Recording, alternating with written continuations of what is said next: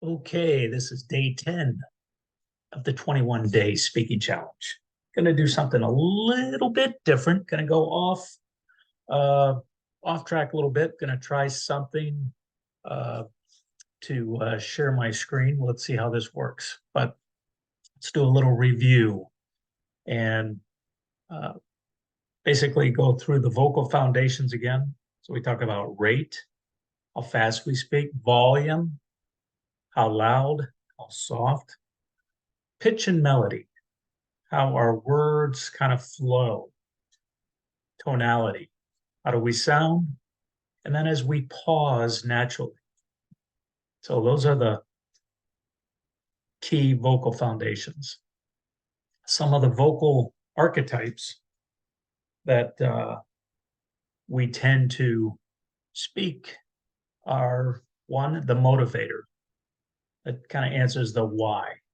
And the key with the motivator is they want to inspire someone to action. So some key motivational speakers that you might be aware of, Tony Robbins, for example. Then we have the educator. That is the what.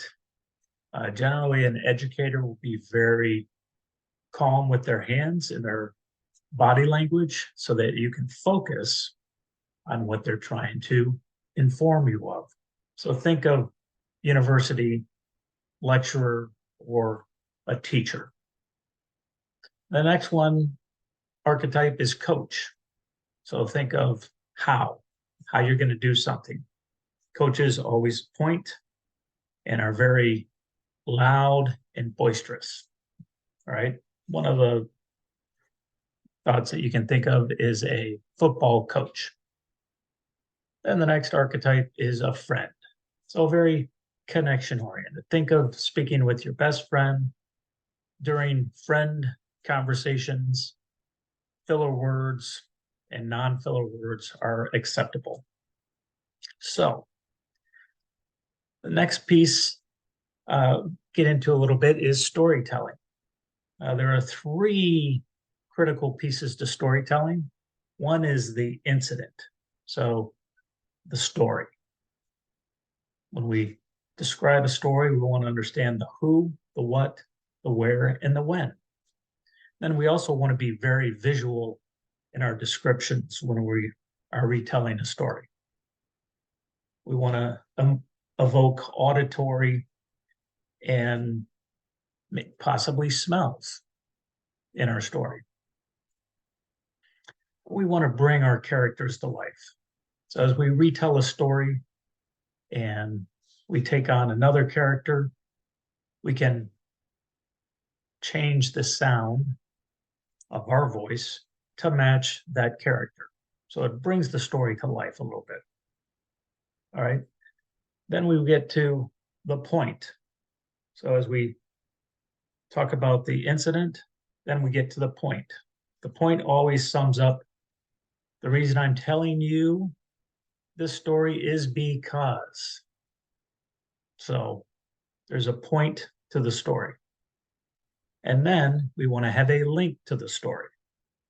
So let me tell you an example that I used today during a job interview. And let me see if I can share my screen here. All right, I used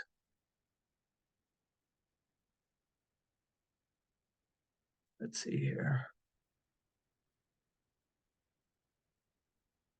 All right, so I asked Claude AI to turn the following into a great storytelling using the incident, point, and link to impress during an interview. So what came out of this was when I was asked by my supervisor to provide project management assistance for the launch of a new Jeep plant in Detroit, I arrived on site, eager to understand their tracking processes. After speaking with various team members, it became clear there was no standard approach. Some emailed non-standard updates, others left voicemails or sticky notes, resulting in a 24-hour lag in status reporting. Their most reliable info came from the on-site foreman, Homer, who had a pulse on task status. I saw how much time and effort it took just to track, let alone report on progress. So I researched solutions that could enable real-time mobile tracking, reporting, and integrate with existing systems. By engaging my supervisor and key stakeholders, leading a collaborative evaluation, a solution was identified with estimated savings of over $20 million. I'm telling you this story because it shows how I was able to pinpoint inefficiencies by observing and asking questions about their process. This experience demonstrated my ability to analyze current state, collaborate with stakeholders, and drive an innovative solution. Skills like these would enable me to deliver value in this role. Now, I took that story and just revised it a little bit.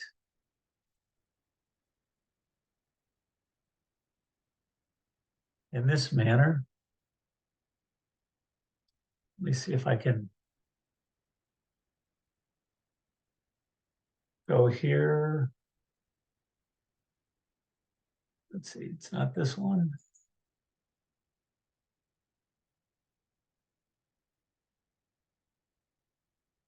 Maybe right here. Okay, so let me just retell this in a little bit different. Okay, when I was asked to provide project management assistance for the launch of a new Jeep plant in Detroit, I arrived on site, eager to understand the tracking processes. After speaking with various team members, it became clear there was no standard approach. I asked Mason, how do team members provide updates? And how long does it take to compile an update? And Mason responded, well, some email non-standard updates, others leave voicemails or sticky notes. And the team has 24 hours to update the status reporting. However, the most reliable info came from the on-site foreman named Homer, who had a pulse on task status. Again, I saw how much time and effort it took just to track, let alone report on progress. So I researched solutions that could enable real-time mobile tracking, reporting, and integrate with existing systems. By engaging key stakeholders and leading a collaborative evaluation, I identified a solution with estimated savings of $20 million.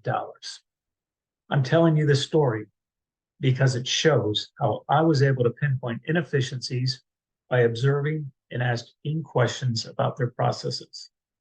This experience demonstrated my ability to analyze current state, collaborate with stakeholders, and drive an innovative solution. Skills like these would enable me to deliver value in this role. And that's all we have for today. Thank you.